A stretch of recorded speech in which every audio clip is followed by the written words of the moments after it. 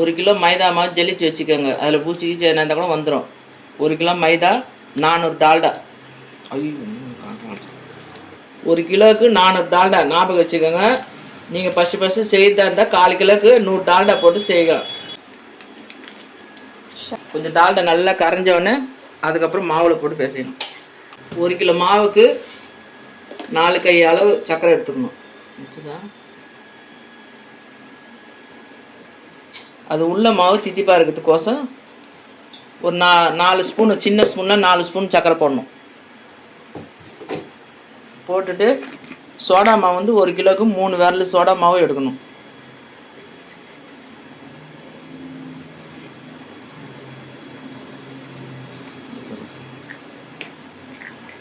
டப்பா வாட்டரில் இருந்தாச்சும் நான்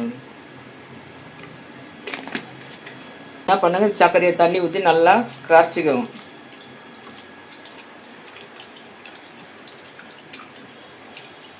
சர்க்கரை நல்லா கரைஞ்சிடும்.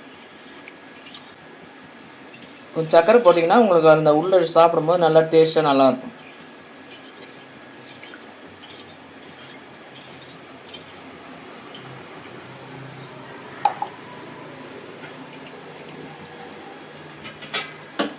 டால்டா நல்லா கரைஞ்சிச்சு.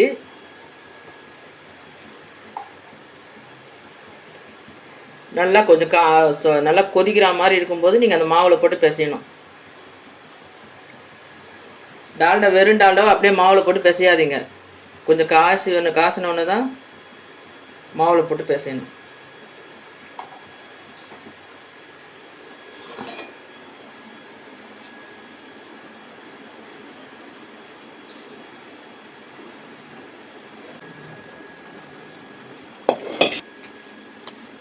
கொஞ்சம் ஆறினோடனே நல்லா கை போட்டு பிசையலாம்.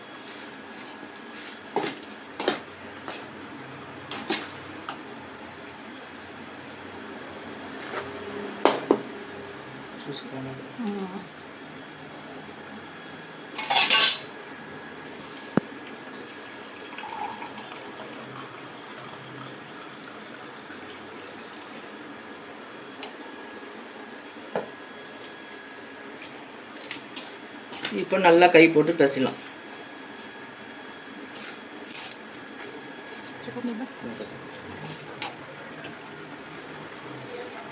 சக்கரை தண்ணி போட்டு நல்லா பிசைஞ்சுக்கலாம்.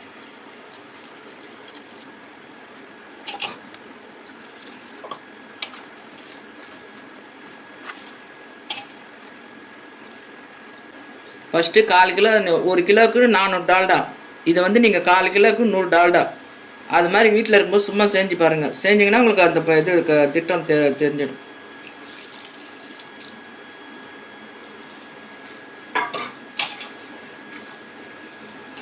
பார்த்து கொஞ்சம் கொஞ்சமாக தண்ணி ஊற்றி பேசிங்க. நிறைய தண்ணி ஊற்றிட்டீங்கன்னா அப்புறம் சரியாக வராது.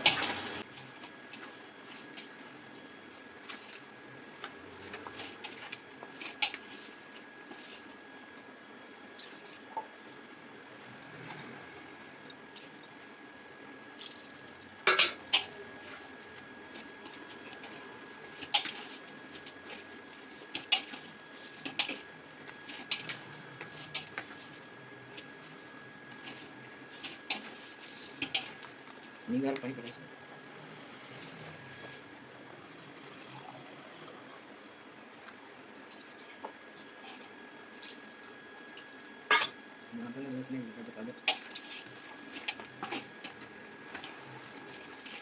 நல்ல மாவு திருப்பி பிசைஞ்சு இது பண்ணிங்கன்னா உங்களுக்கு பாதுஷா வந்து நல்லா சாஃப்டாக இருக்கும். சூடாக விதன்னு இருக்கனால உங்களுக்கு தண்ணி இதுவாக இருக்கிற மாதிரி சாப்பிட்டா கொஞ்சம் இறுகிச்சுன்னா உங்களுக்கு இதுவாகிடும். அதனால் கொஞ்சம் தண்ணி பார்த்து உங்களுக்கு திட்டமாக போட்டு பிசைங்க.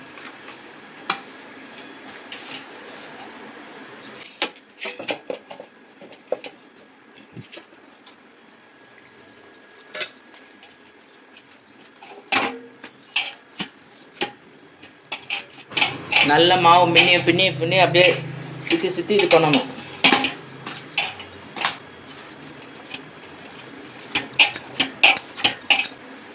பாருங்க, மாவு தொட்டா இப்படி இருக்கணும். நல்லா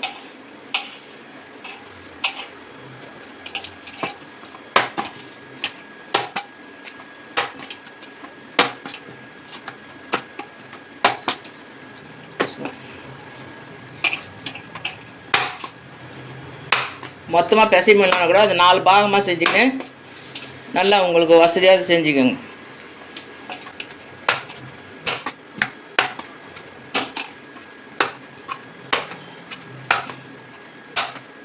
என்ன பண்ணோம், நல்லா மாவை நல்லா உருட்டிக்கோங்க.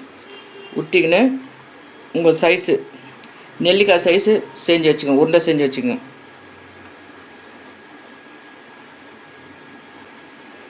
நெல்லிக்காய் சைஸ் செஞ்சாவே உங்களுக்கு நல்லா பெருசு பெருசாக நல்லா சுடும்போது உங்களுக்கு நல்லா உப்பி நல்லா பெருசு பெருசாக வரும். 1 கிலோவுக்கு 70 பாதுஷா வரும். நல்லா பெரிய பெரிய உருண்டையாக போட்டிங்கன்னா உங்களுக்கு அவ்வளோ வராது.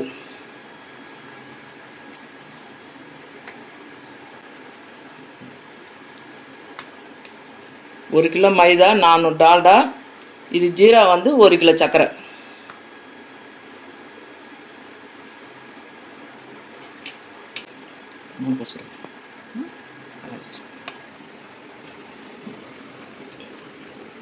மாவு வந்து நல்லா நெல்லிக்காய் சைஸு உருட்டி வச்சுக்கோங்க. உருட்டி வச்சுக்கின்னு அதுக்கப்புறம் என்ன பண்ணணும், நல்லா கையில் போட்டு 2 கையில் தேய்ச்சிடும். ஏன்னா டால்டா வந்து கெட்டியாகிட்ருக்கும். நம்ம இப்படி கையில் போட்டு நல்லா தேய்ஞ்சோம்னா அது நமக்கு உள்ளங்கையில் சூடு வந்து நல்லா சாஃப்டாக இருக்கும். என்ன பண்ண, இது ஒரு விரல வச்சு நடு சென்டரில் அமுக்கணும். இது மாதிரி நல்லா ஒரு 10 செஞ்சு வச்சுக்கோங்க. அது எண்ணெய் வந்து நல்லா காயட்டும்.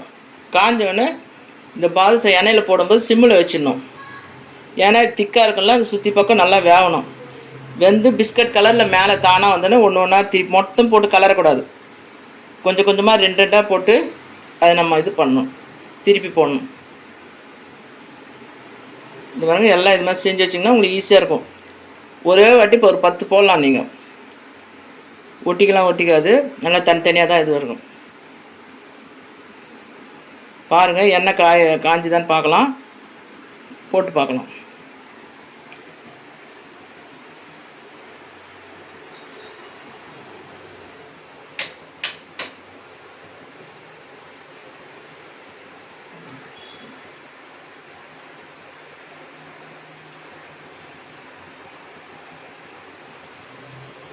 எண்ணெய் காஞ்சிச்சு.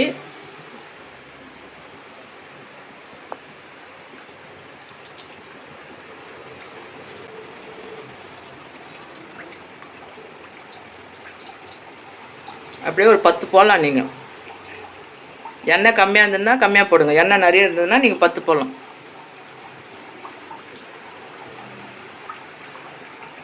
இப்போ என்ன பண்ண, கொஞ்சம் சிம்மில் வச்சுடுங்க. கொஞ்ச நேரம் பாருங்கள், எல்லாம் அப்படியே மேலே வரும். மேலே வந்தோன்னா ஒன்று ஒன்றா நீங்கள் திருப்பலாம்.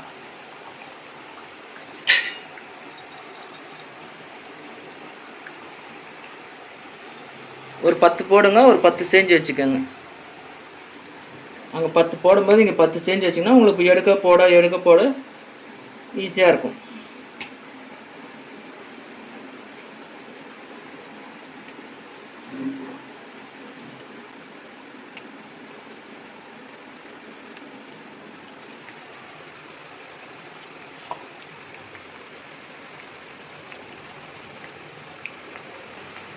நீங்கள் எதுவுமே பண்ணணும், அதே வெந்தவொடனே அதே தானாக மேலே வந்துடும்.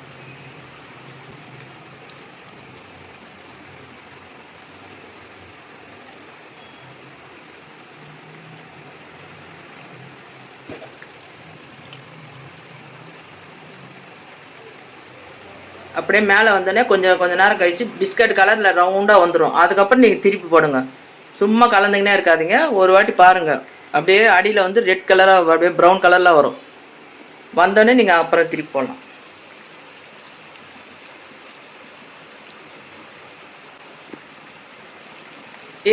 இந்த வெள்ளையாக இருக்கிறதெல்லாம் வந்து இப்படி திருப்பி விடுங்க.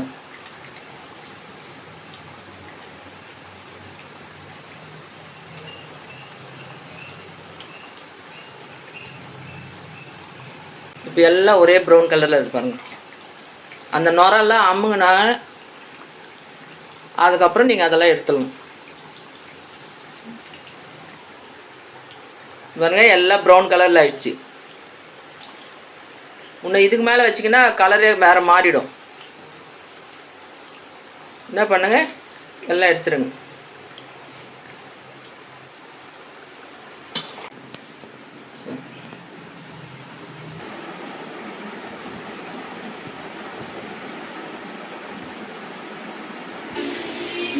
1 கிலோ சர்க்கரை, 1½ டம்ளர் தண்ணி ஊற்றுங்க. ரொம்ப பாவு கெட்டி பாவெல்லாம் வேணாம், சும்மா நூல் மாதிரி வந்தாவே போதும். பாருங்க, தொட்டு பார்த்தாவே உங்களுக்கு பிசு பிசுன்னு இருந்தாவே போதும்.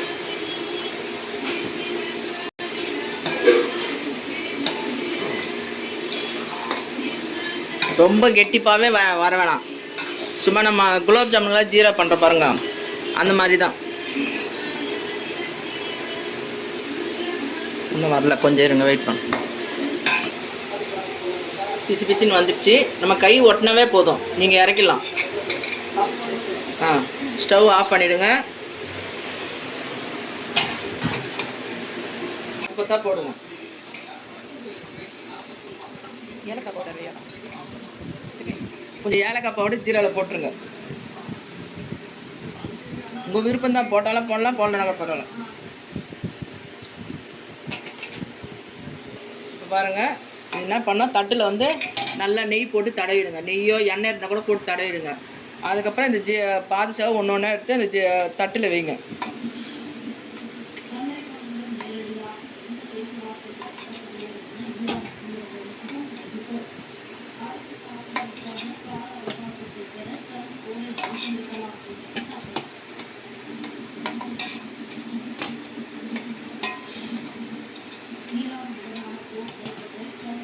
நல்லா ஒரு 3 தட்டு ரெடி பண்ணி வச்சுக்கோங்க நெய் தடை.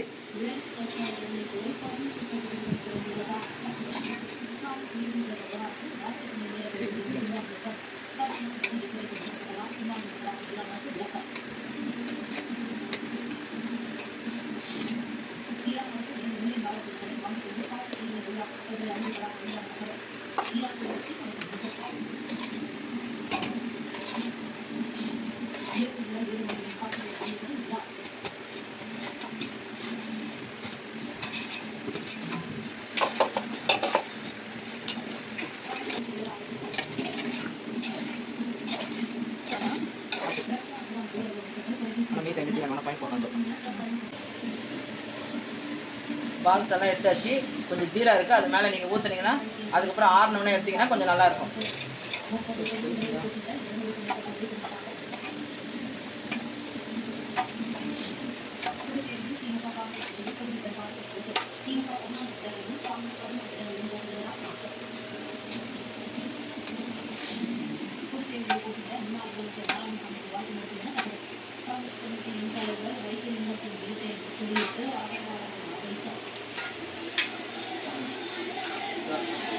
Up to 69 మొత్తంగా